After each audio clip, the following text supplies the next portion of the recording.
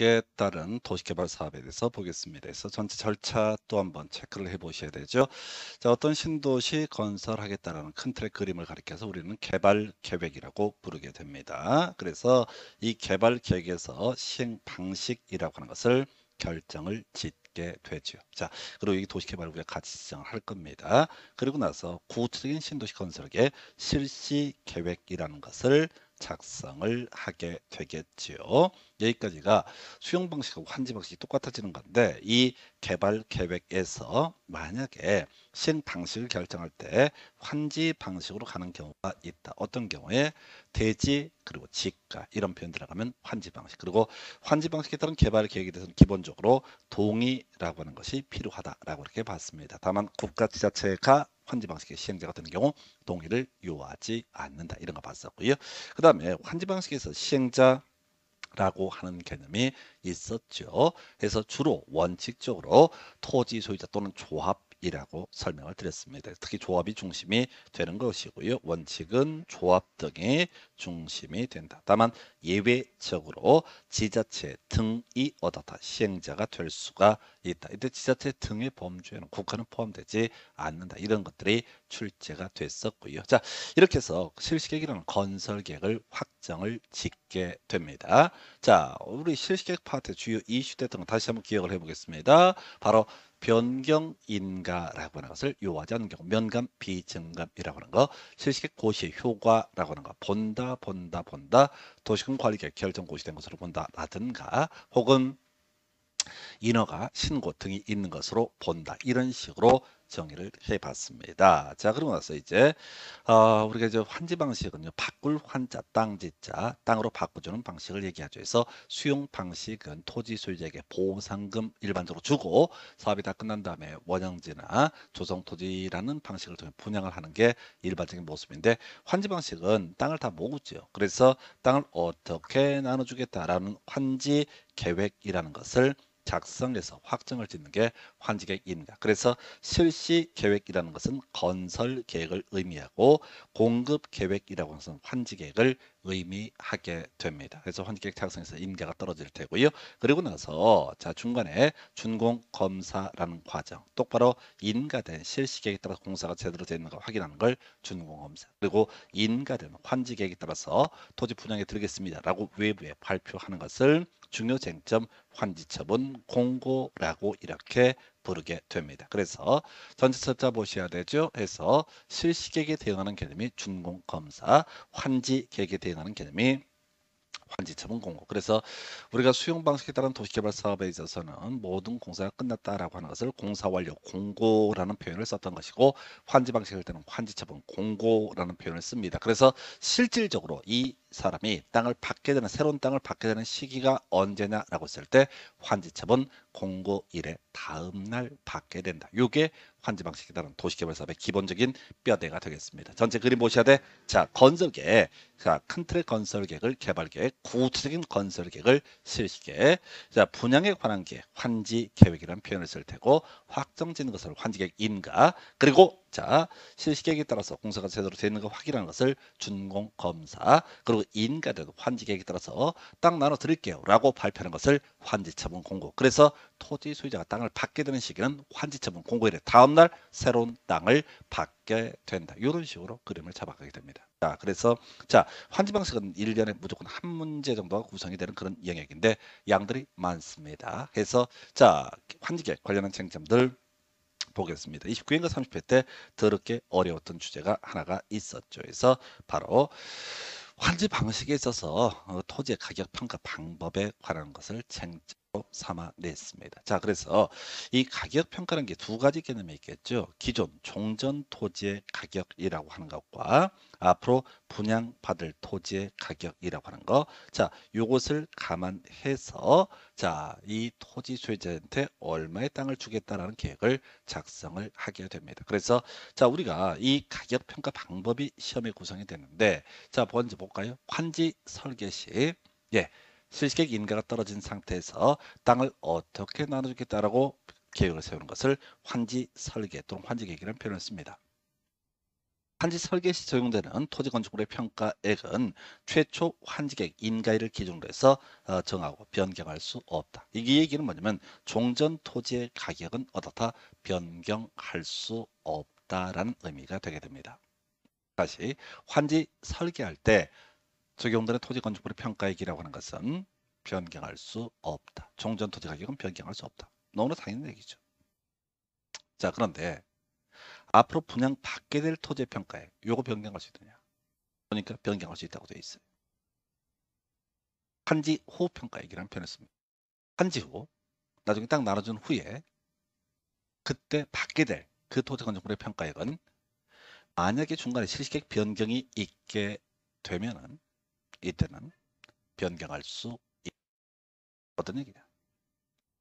이 사람이 100평짜리 땅을 가지고 있는데 어쩌해서 50평짜리 땅을 받기로 결정이 됐습니다. 그런데 여기는 도로가 이렇게 놓여 있고 도로에서 좀 떨어진 토지였어. 실시계획이 변경이 됩니다. 도로가 이쪽으로 가기로. 그럼 토지 가치가 달라지게 되죠. 그래서 이때는 이 토지 가격을 변경할 수 있다. 그럼 면적이 좀 줄어들 수가 있겠죠. 다시 종전 토지 가격은 변경할 수 없고요. 앞으로 분양받을 토지 가격은 혹시 실시계획 변경 등이 있게 되면 그때는 어떻다? 변경할 수 있다라고 하는 거 어렵습니다. 29회 때 대단히 어렵게 나왔던 주제예요. 그래서 종전 토지와 앞으로 분양받을 토지의 가격 평법에 관한 주제 첫 번째 이슈. 자, 그리고 나서 이제 검토 드릴 주제는요. 자, 평균 토지 부담률이라는 개념이 되게 됩니다. 이 평균 토지 부담률이라고 하는 것은 얼마나 땅을 토해내에 대한 내야 하느냐 이 얘기예요. 자, 갑이라는 사람이 도시개발구역 안에 100평짜리 땅을 가지고 있습니다. 을이라는 사람이 200평을 가지고 있습니다. 그러면 환계획을 작성할 때 갑한테 그대로 100평을 줄 수는 없습니다. 200평을 그대로 줄 수는 없습니다. 이유는 도시개발 사업하다 보면 도로도 만들고 공공시설도 설치하고 등등등. 그래서 나오게 되는 개념. 평균 토지 부담률이라는 용어가 나오게 됩니다. 한조시, 보조시 그냥 외우시면 됩니다. 한조시, 보조시라고 하는 것을 외우시면 돼요. 자, 그래서 개념 보겠습니다. 나중에 보겠고. 환지 계획구역 면적에서 조합인 시행자가 소유하게 되는 면적과 그 시행자에게 무상으로 귀속되는 공공시설 면적 이 두 개를 빼게 되고 이게 분모값이 됩니다. 그 다음에 보류지 면적, 보류가 아직 뭔지 몰라요. 에서 조합인 시행자가 소유하고 있는 면적과 시행자에게 무상으로 귀속되는 공공시설 면적을 뺀 값. 그래서 환조시가 분모값이 될 테고 보조시가 이건 시행규칙에서 우리가 법이 있고 법을 구체시킨 게 시행령이고 시행령을 구체시킨 게 시행규칙입니다. 시행규칙에서 문제를 구성한다는 얘기는 뒤져봐라 이런 문제입니다.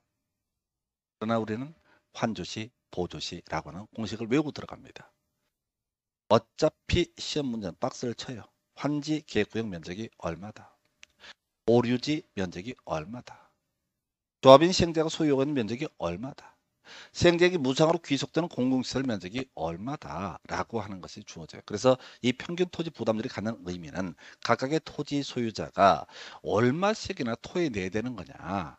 100% 받을 수가 없다. 그래서 얼마나 토해낼 거냐. 이걸 우리가 평균 토지 부담률이라고 부르게 됩니다. 그래서 이런 공식을 통해서 어떻다? 평균 토지 부담률을 계산하는 문제가 우리 시험에 구성이 됐습니다. 2번씩이나 8년 동안. 이 문제는 출제원들이 뒤지라고 수험생 염장 지르고 싶을 때 내는 문제. 한조시, 보조시. 그냥 대가리 따서 외우시는 게 아주 합니다. 이 복잡하다는 얘기를 우리는 미리 외우고 들어가셔야 됩니다. 한조시, 보조시. 대가리만 따서 외우게 되면은 환조시분의 보조시. 이렇게 외우고 들어가면 문제 쉽게 풀어요. 자, 그 다음 비례율이라는 개념. 아무것도 아니야. 자, 도시개발 사업을 합니다. 토지 소유자들이 물어봅니다. 보통 이제 조합이 시행자가 되는 경우가 많거든요. 그랬을 때, 야, 도시개발 사업하면 우리한테 얼마나 이익이 있는데? 라고 물어봅니다. 그때 비례율이 얼마예요? 라고 얘기해줘요.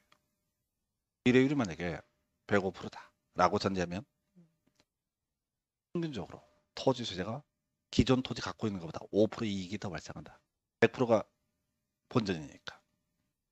비례율이 95%다. 그럼 5% 마이너스다 이런 얘기입니다. 계산하는 공식 한지전 평가액 기준으로 봅니다. 한지전 도시개발 사업 하기 전에 그 전체 토지건축물의 평가액 분의 도시개발 사업총으로 조성되는 토지건축물의 평가액 완성된 물건이죠. 여기서 총 사업비를 빼게 되면 이걸 우리가 뭐라 부른다? 비례율이라 부릅니다. 사실 이 비례율 개념은 도시개발 사업 할 때뿐만 아니라 재개발 재건축 실무할 때도 항상 비례율이 논의 대상이 됩니다. 세법 등을 공부하다 보면요. 따로 토지를 취득하지 않더라도 이렇게 가액의 증가 등이 있게 되면 이때는 취득세가 문제가 되게 됩니다. 그래서 조합에서는 실질적으로 120%의 비례율이 나온다 할지라도 103%, 102% 이렇게 숫자 추적합니다. 감정평가원한테 맛있는 거 사주고 그러면 그만큼 취득세를 줄일 수가 있습니다. 그래서 한지전 토지건축물의 평가액을 기준으로 봤을 때 조성된 토지건축물의 평가액에서 총 사업비를 뺀 금액 이것을 우리는 뭐다? 비례율이라고 부르게 됩니다. 어려워요. 단순화시키는 작업들이 필요합니다. 그래서 자, 환지 계획, 땅을 어떻게 나눠주겠다라는 계획을 작성함에 있어서 공전토지, 환지 설계 시 적용된 토지건축물의 가액은 변경할 수 없다. 그러나 환지 후 받게 될 토지 평가액은 변경할 수 있다. 전제요건 실시계획 변경으로 인해서 평가인이 바뀐 환조시 보조시 이렇게 가는 거죠. 그 다음에 환지전 토지건축물의 평가를 기준으로 조성된 토지건축물의 평가액에서 총 사업비를 빼는 금액 이걸 우리가 비례율이라고 부르게 됩니다. 이게 환지계획 작성 기준이에요. 그 다음 이슈 환지계획 작성의 실제라고 해서 크게 평면 환지하고요. 입체 환지라는 개념이 있습니다. 평면 환지는 땅에서 땅으로 주는 것을 평면 환지 26회 나왔나요? 환지 전 토지에 관한 권리를 도시개발 사업으로 조성된 토지에 이전을 마시 토지에서 토지로 옮겨주는 방식을 평면 환지라고 부르게 됩니다. 자, 이 평면 환지에 대응해서 토지로 주는 게 아니라 토지 건축물로 주는 것을 가리켜서 입체 환지라고 부르게 됩니다. 이런 것들은 너무 유치해서 그냥 출제준이 냈을 때는 그냥 서비스 문제입니다. 그렇다 치고 환지계획 평면 환지의 유형을 살펴봅니다. 신청 동의에 따른 환지 부지정 얘기하고요. 채비지와 보류지라는 개념인데 이거 보기에 앞서서 먼저 우리가 증환지, 감환지, 환지 부지정 얘기를 할 겁니다. 자, 경우수. 우리가 환지계획을 작성함에 있어서는 앞에서 공부했던 환조시, 보조시라고는 평균 토지 부담률이라는 개념이 전제가 됩니다. 예를 들어서 50%다라고 한번 해보겠습니다. 평균 토지 부담률이 50%다. 그 얘기인즉슨 평균적으로 50% 땅을 부담을 해야 되니까 나머지 50%를 받게 된다 이런 식의 취지. 그런데 여기는 이제 우리 시험엔 직접 다루지 않지만 과소 토지라는 개념이 있습니다. 도시 개발 사업을 할 때 너무 땅을 잘게 쪼개서는 안 된다라는 개념 이걸 우리가 과소 토지라고 부릅니다. 예를 들어서 우리가 계산의 편으로 해서 50제곱미터라고 예시를 해보겠습니다. 이 얘기는 도시개발 사업 시행 과정에서 평균적으로 토지 소유자는 50% 땅을 받게 된다. 평균 토지 부담률이 50%는 얘기는 50% 받을 수 있다 이런 얘기예요. 그럼 평균 토지 부담률이 만약에 40%다 그럼 60% 땅을 받는다 이런 취지입니다. 그런데 환지계획을 작성함에 있어서 효율적 토지 이용을 위해서 너무 땅을 잘게 쪼개서는 된다. 그래서 최소 얼마? 50제곱미터는 돼야 된다. 이런 얘기가 전제가 됩니다. 그래서 갑이라는 사람이 현재 갖고 있는 토지, 현재 토지가 만약에 110제곱미터라고 한번 해보겠습니다. 평균 토지 부담률 적용은 55란 땅을 받을 자격이 있습니다. 그런데 이 사람한테 50의 땅을 주고 나중에 청산금, 돈을 좀 얹어 주게 됩니다. 또 이런 경우에는 을이라는 사람이 90제곱미터의 땅을 가지고 있습니다. 평균 토지 부담률을 적용하면 45란 땅을 받을 자격이 있습니다. 근데 45제곱미터는 과소 토지에 걸립니다. 그래서 최소한 얘한테는 얼마를 줘야 돼? 50을 주게 됩니다. 대신 이 사람한테 청산금이라고 하는 것을 징수를 하게 됩니다. 이건 청산금을 교부할 사안이고요. 그래서 자, 원래 받아야 될 양보다 더 많이 받는 것을 뭐라고 한다? 증환지라는 용어를 씁니다. 증환지를 받는 사람 언제 받습니까? 환지처분 공고일의 다음날. 그래서 이 사람한테는 청산금을 징수를 하게 된다.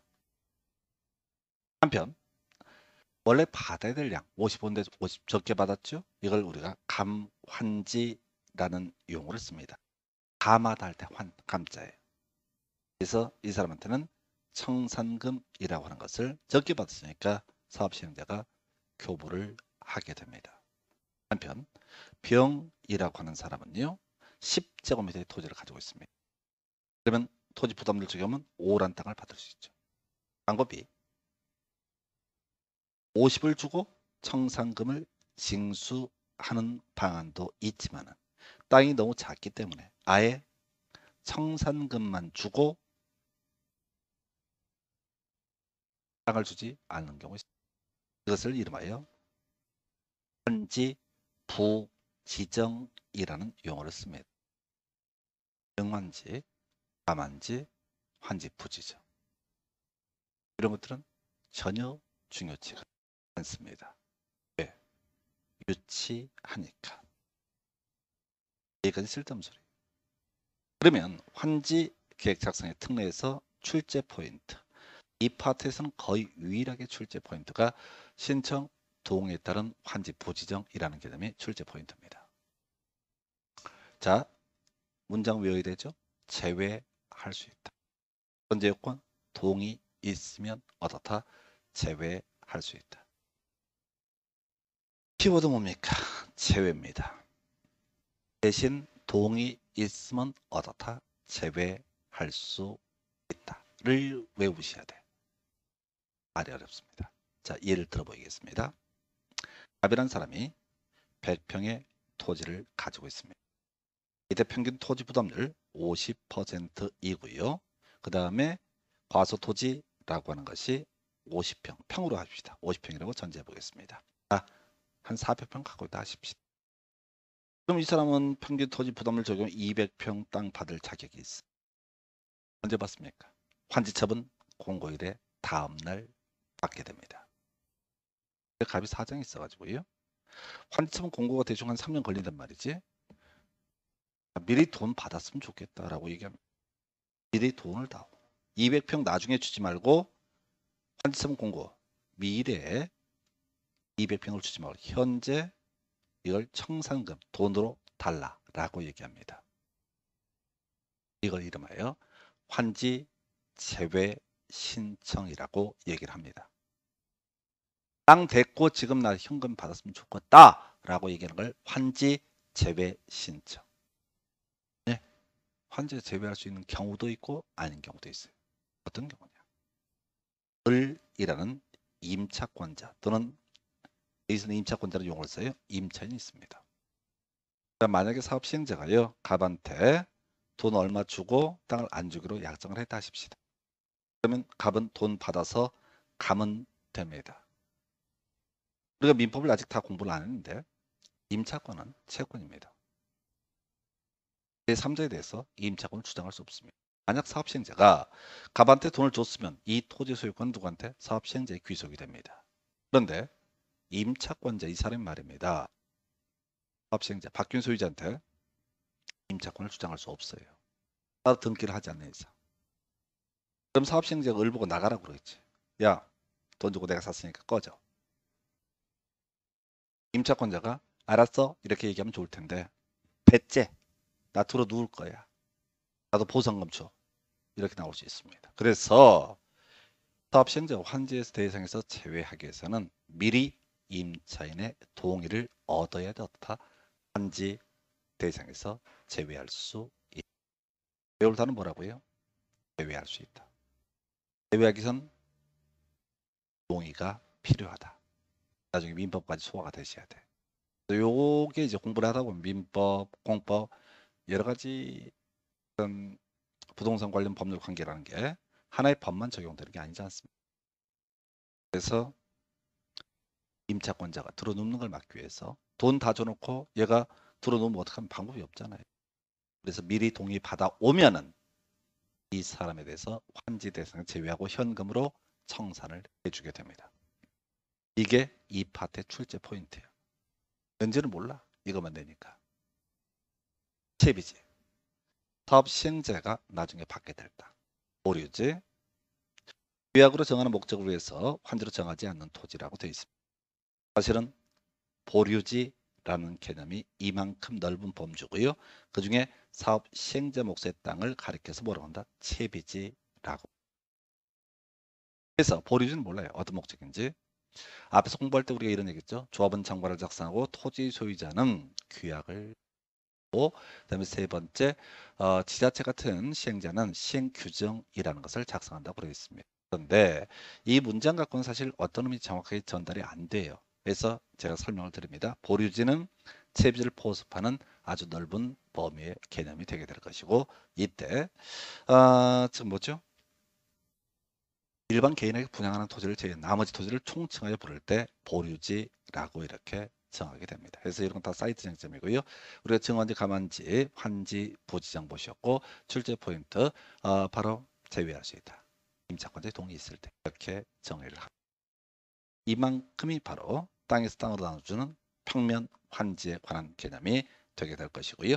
입차원제 쉽습니다. 별거 없어요. 26회 때 이제 평면환제 정의와 입차원제 정의를 물어봤던 적이 있는데 환지전 토지나 건축물에 관한 권리를 구분 건축물, 상가 등으로 아파트로 이전하는 방식을 가리켜서 입체 환지라고 부르게 됩니다. 그래서 이런 식으로 환지 계획은 실질적으로 이루어지게 됩니다. 자, 그럼 이제 확정 짓는 게 뭐야? 환지객 인가라고 해서 시군구청장한테 인가를 받아야.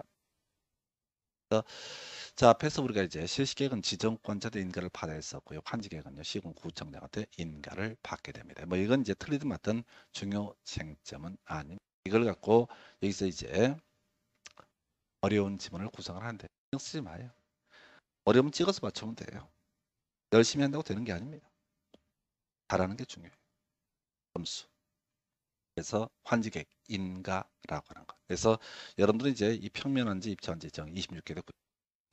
28회 생각 나왔던 것이 신청 동의에 따른 환지 부지정 제외할 수 있다. 동의 얻어서 이런 것들이 구성이 됩니다. 그래서 이렇게 보셨어요. 자, 그럼 다시 이제 가십시다. 지금 순서가 뭐냐면은 큰 틀의 계획, 개발 계획, 구체적인 건설 계획을 실시 계획, 그리고 이제 땅 나눠주는 계획을 가리켜서 우리는 뭐라고 그런다? 환지 계획이라고 부르게 됩니다. 너무 커졌네. 그래서 환지 계획, 건설 계획, 실시 계획, 공급 계획, 환지 계획. 인가된 실시 계획에 따라서 제대로 공사를 했는가 확인하는 것을 준공 검사. 인가된 환지 계획에 따라서 땅 나눠 드리겠습니다라고 외부에 발표하는 것을 뭐라고 한다? 환지 처분 공고. 그럼 땅 소유권 취득하는 시기는 언제라고요? 환지 처분 공고일의 다음 날. 다시 소유권 새로운 토지거나 소유권을 취득하는 시기는 언제라고요? 환지 처분 공고일의 다음 날. 그러면은 갑이라는 사람이 A라는 토지를 가지고 있었어요. 그런데 인가된 환지 계획을 보니까 B라는 토지를 받기로 약정이 돼. 갑이 B라는 토지 소유권을 취득하는 시기는 언제가 된다? 환지처분 공고일의 다음 날. 그러면 환지처분 공고일까지는 갑의 소유권은 어디에 미친다? A라는 토지에 됩니다. 문제는 이 준공 검사가 이루어지는 시기에도 갑의 소유권은 A에 미칩니다. 도시 개발 사업을 하는 과정에서 여기가 A 토지, 이쪽이 B 토지라고 이렇게 했을 때 이 갑이라는 사람 B 토지의 소유권을 취득하는 시기는 환지처분 공고일의 다음 날. 환지처분 공고일까지는 소유권이 A란 토지. 뭐가 문제예요? 이게 도시개발 사업한다고 다 삽질하지는 않잖아요. 이 사람이 이 A 부분에 있어서 또 앞으로 분양받을 B라는 부분에 있어서 B라는 부분은 공사를 심하게 안 하는 거야. 있는데 선만 긋는 거야. 그런데 이 갑이라는 사람 입장에서는 빨리 B라는 토지 가서 건물을 짓고 싶어. 근데 환지처분 공고일의 다음 날이 돼야지 소유권 취득하고 거기 가서 허가받아서 건물 지을 수 있습니다. 그래서 도시개발 사업 시행 과정에서 괜히 시간만 보내고 있는 거야. A라는 토지에서 건물을 곧 소유권 바뀌니까 이거 안 짓는다고. 지어서 뭐해. 건물을 들고 갈 수도 없는 노릇이고. 그래서 이때 나오는 개념이 환지, 예정지, 지정이라는 개념이 있습니다. 앞으로 환지를 받게 될 예정지라고 하는 것을 지정을 하게 되면 소유권 중에서 소유권은요. 사용 수익과 처분 두 가지 개념으로 구성. 소유권을 가지고 있다면 사용 수익도 할 수 있고 처분도 할 수 있다. 그런데 도시개발 사업 시행 과정에서 갑의 소유권은 A에 미칩니다. 단순화 해석하면 갑은 A라는 토지를 사용 수익 처분할 수 있다. 그런데 B라는 토지는 아직 소유권 취득 못했으니까 환지 처분 공고일이 다음 날이 안 됐으니까 결국은 뭐예요? 사용을 할 수 없죠. 처분도 할 수 없죠. 사회적으로 불합리합니다. 그래서 갑이라는 사람이 앞으로 분양받을 B라는 토지 가서 미리 사용 수익을 할 수 있는 제도. 즉 A라는 토지에 있는 사용 수익 권능이 B라는 토지로 환지 처분 공고일까지 일시적으로 이전시켜주는 제도를 환지 예정제 지정이라고 부르게 됩니다. 그래서 환지 예정제 좀 이 얘기예요. 겁나 길게 되어 있죠. 종전투자권의 임차권자, 임차권자로 예시하는 것은 사용수익 권능을 지배하는 자가 임차권자이기 때문에 환지 예정지 지정의 효력 발생일로부터 환지 처분 공고가 있는 날까지 환지 처분 공고가 있는 날까지 밑으로 그으면 안 돼. 환지 예정지에 대해서 앞으로 분양받을 토지에 대해서 동일한 내용의 권리를 행사할 수 있으나 종전 토지는 사용할 수 없다라고 되어 있죠. 이 얘기는 기존 토지에 있던 소유권 중에서 사용수익 권능이 앞으로 분양받을 토지, 환지 예정지로 이전되게 된다. 그래서 A란 토지의 사용수익 처분권, 소유권을 가지고 있죠. 자, B란 토지로 이 사용수익 권능이 옮겨갑니다. 그 얘긴즉슨 A란 토지는 더 이상 어떻다? 사용할 수 없게 하는 제도. 이걸 환지 예정지의 지정이라고. 그래서 문장이 상당히 긴데 종전 토지는 사용 수익 권능이 B란 토지로 옮겨갔으니까 더 이상 사용 수익을 할 수가 없다 이렇게 정리합니다. 자, 그런데 출제 포인트. 물론 얘는 그래 답이 되거나 그런 주제는 아닙니다. 먼저 채비지. 누구 몫의 땅입니까? 사업 시행자 몫의 땅입니다. 도시개발 사업이 다 완료가 되게 되면 환지처분 공고가 이루어지고 환지처분 공고일의 다음 날 그 문제의 토지 소유권이 시행자에게 귀속되게 되면 그 토지를 우리는 채비지라고 부르게 됩니다. 그래서 채비지. 원래 환지 예정지 지정은 사용 수익 권능의 이전을 의미합니다. 그런데 사업 시행자는요. 환지 예정지에서 사용 수익하거나 처분할 수 있다라고 되어 있습니다.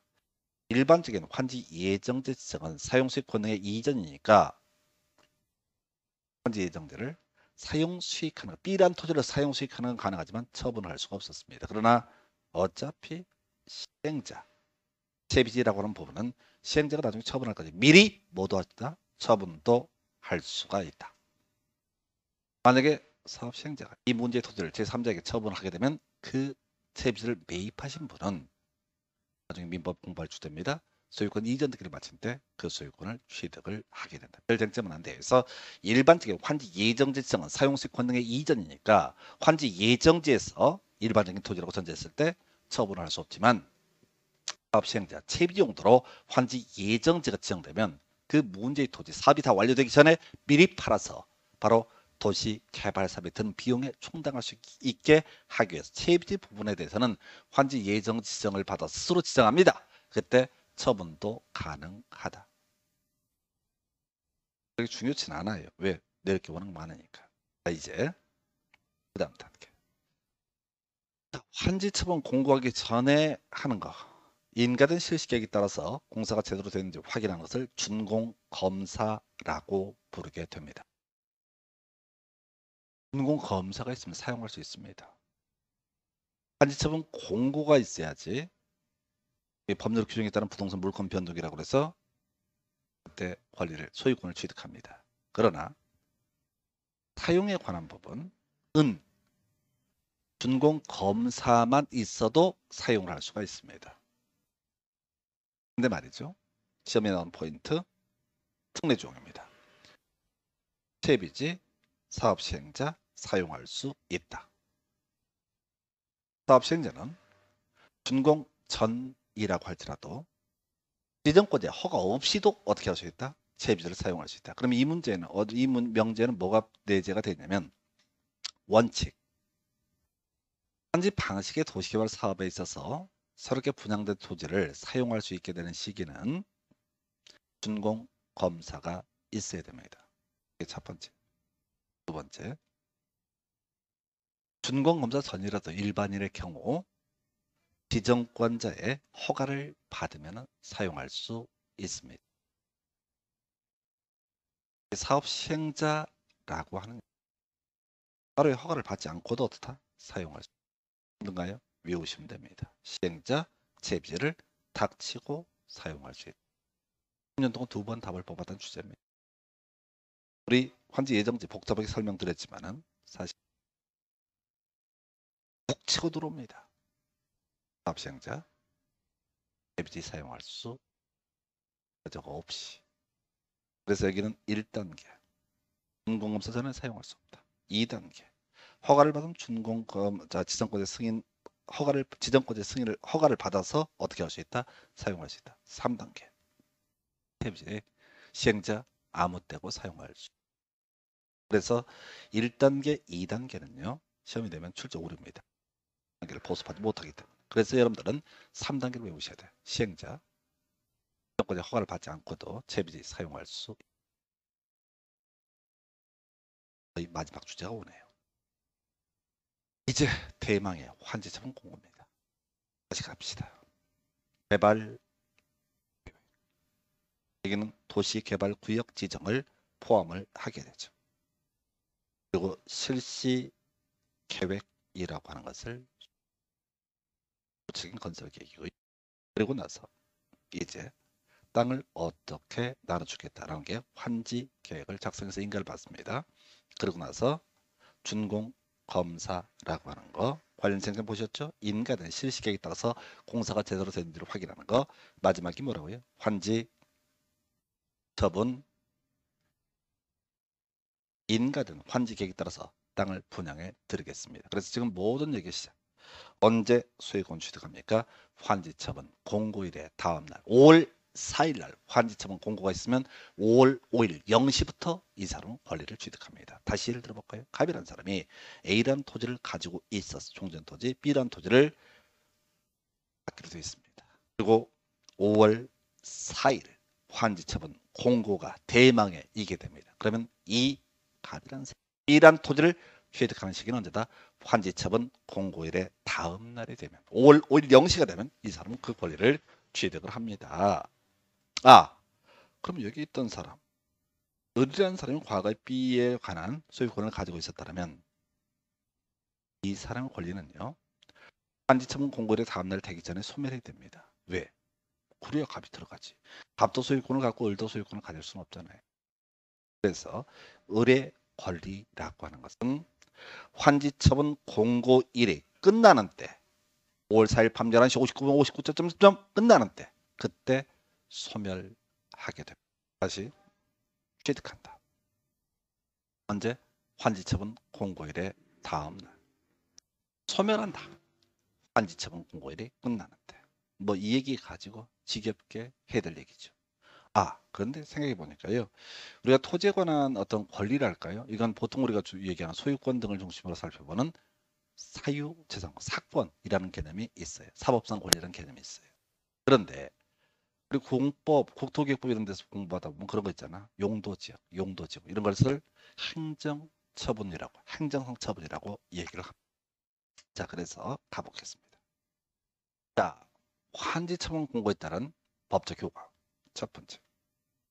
본다. 빨리 표현하면 취득한다고 거의 같은 얘기입니다. 근데 어차피 여러분들은 문제를 풀어갈 때 뒤쪽을 볼 거거든. 본다! 라는 표현이 있습니다. 환지 계획에서 정해진 환지는 환지처분 공고인 날의 다음 날부터 종전에 그래서 환지처분 공고 입체 환지 뭐였죠? 아파트 같은 거 구분 소유권을 취득하는 거죠. 입체 환지 처분이 있게 되면 언제 환지처분 공고일에 다 권리 등을 취득을 아파트에 관한 권리 등을 취득을 하게 됩니다. 그런데 혹시 종전 토지에 각종의 물권 등이 있었다라고 한다면 당연히 따라가요. 언제 환지처분 공고에 가볼까요? 입체 환지처분이 있습니다. 근데 이런 얘기야. 갑이라는 사람이 A란 토지를 가지고 있었어. 환지처분 환지계획의 내용을 보니까 B란 아파트를 분양을 받기로 돼 있어. 자, 그래서 나는 B라는 아파트를 분양을 받게 될 거 알고 있어. 근데 환지처분 공고가 있습니다. 그럼 그 다음 날부터 종전의 토지로 본다는 얘기는 공고일의 다음 날 B 아파트의 소유권을 취득합니다. 그런데 갑이라는 사람은 A라는 토지를 담보로 해서 을한테 돈을 빌려주고 저당권을 설정했던 바가 있습니다. 그럼 저당권도 따라와야 되지? 어디로? B 아파트로.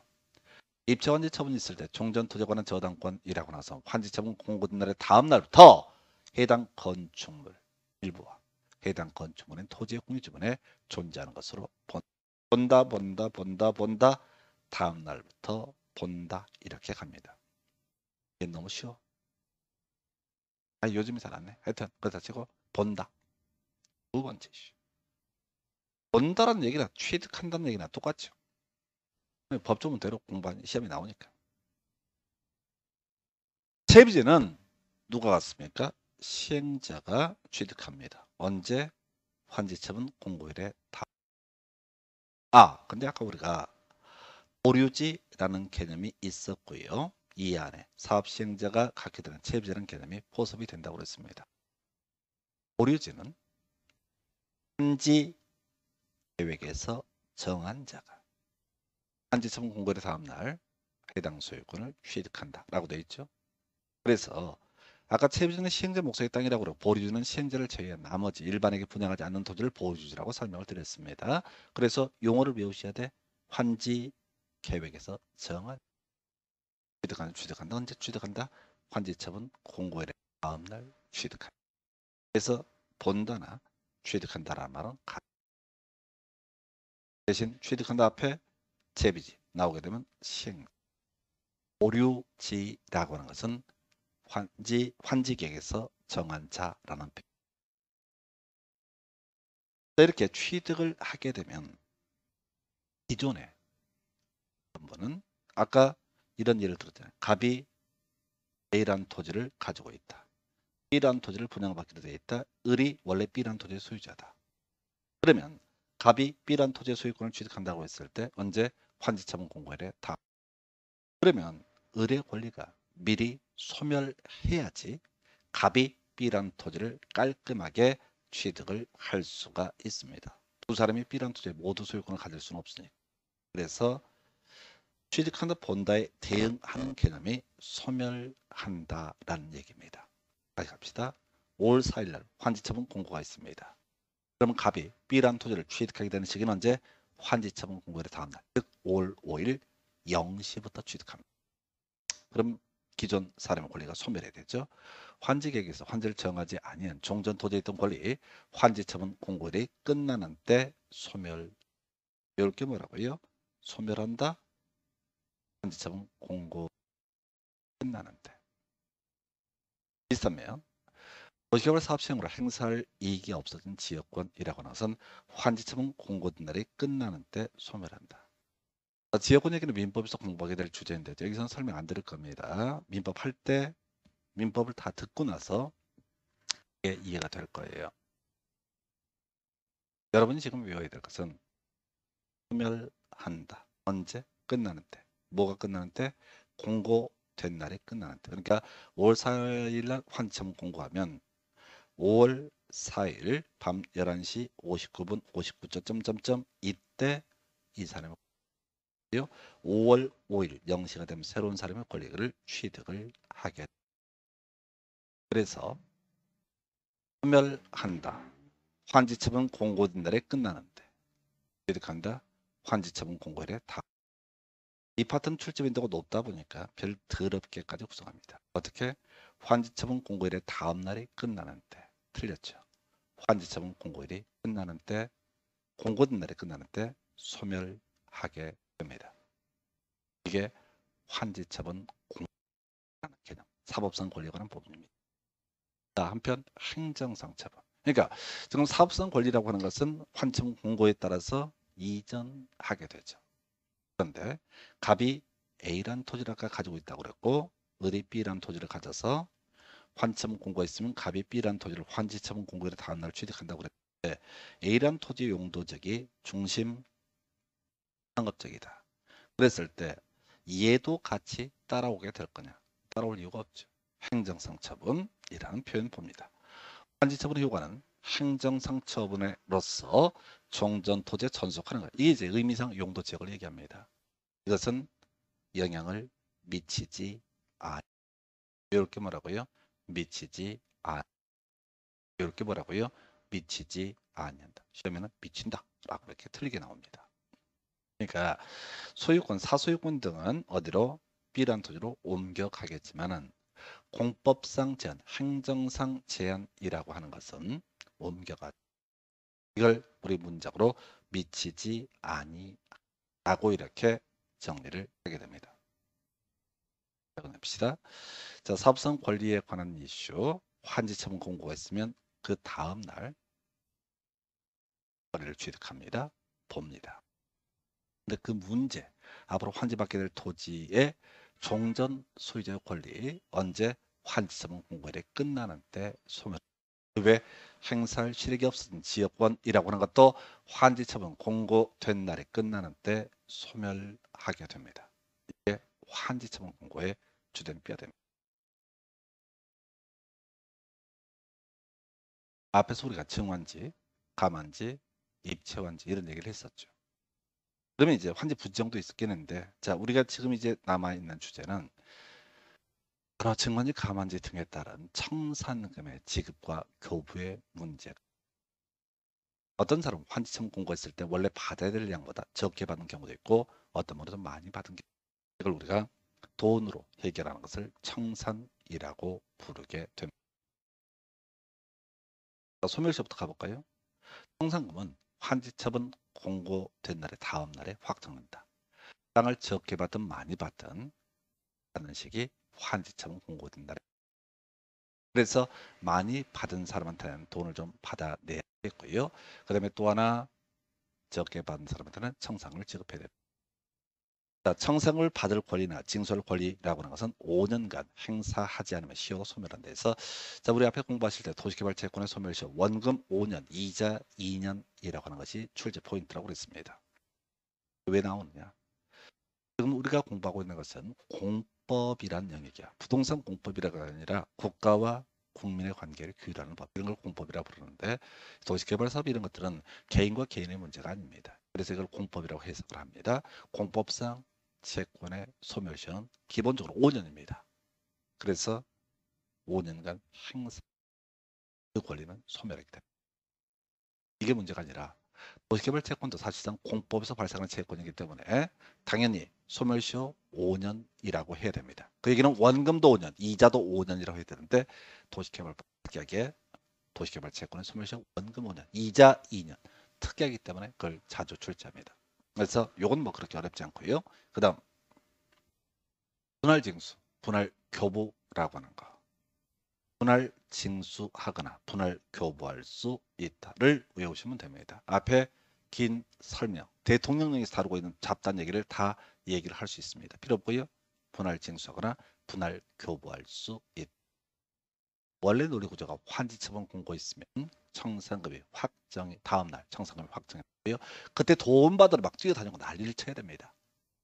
근데 실무에 있어서는 미리 어떻다 분할징수, 분할교부 다 징수하고 교부가 이루어졌을 때 환지처분 공고가 이루어지게 됩니다. 이렇게 뭐라고요? 분할징수, 분할교부할 수 있다. 실무에 관한 부분입니다. 자, 근데 이제 이 징수를 해야 되는데 안 내는 것들이 있단 말이에요. 그렇다고 사업시행자가 건건이 한 사람 한 사람 소송을 제기하는 건 어렵습니다. 그때 징수를 위탁할 수 있다. 법은 전문적으로 세금 뜯고 하는 시군구청장이거든요. 법은 시군구청장한테 징수를 위탁할 수 있고요. 시군구청장이 징수한 금액의 100분의 4에 해당하는 금액을 시군구에 지급을 해야 된다. 4%. 그래서 이 징수 위탁 얘기는 같이 연결되어 있고 이 부분은 앞에서 공부하셨던 도시개발조합의 조합원의 권리, 가격, 도시개발 구역의 토지 소유자 권리, 면적에 관계없이 평등한 의결권을 갖는 조합에게 일정한 비용을 지불을 해야 될 것인데 돈을 내지 않게 되면 조합에서는 시군구청장한테 징수를 위탁할 수 있고 수수료 4% 얘기가 여기서 똑같이 나오면 청산금도 원래 조합이 개별적으로 소송 걸어서 받아내야 되는데 시군구청장한테 징수를 위탁할 수 있고 수수료 몇 프로? 4% 지급을 해야 된다라고 이렇게 정리를 하게 됩니다. 이 정도까지가 환지 방식에 따른 도시개발사. 좀 길어졌는데 오늘 여기까지 진행을 하겠습니다.